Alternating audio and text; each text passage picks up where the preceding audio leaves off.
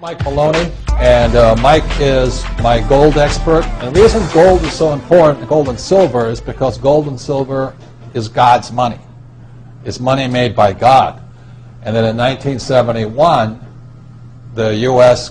government, under President Nixon, took God's money and turned it into man-made money. Never in the history of the world, this is the thing, never in the history of the world has this ever happened. In 1971, the U.S. and Nixon convinced the entire world to replace gold and silver with paper money. This stuff. Cash is trash.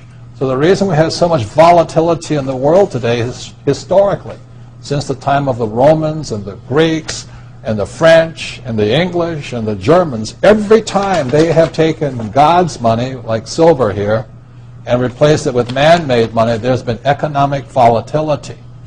Now the problem is, so the dollar is going to keep dropping. So one of the reasons I can predict what's going to happen is I can predict the dollar will keep dropping simply because the U.S. government and now the euro, the European central banks, are printing so much of this trash.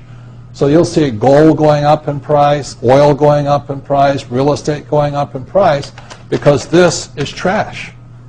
So that's what happened in 1971, has happened throughout history. And the reason this current election doesn't make any difference is the only person that can put this back in place is a strong, charismatic leader. People like Julius Caesar, Napoleon. That's why they were such great leaders, was they actually replaced this with this.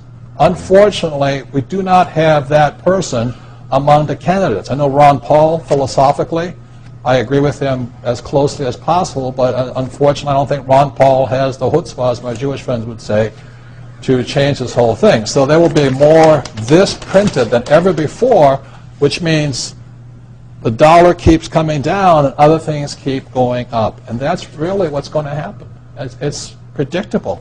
And eventually this will go to its true worth, zero.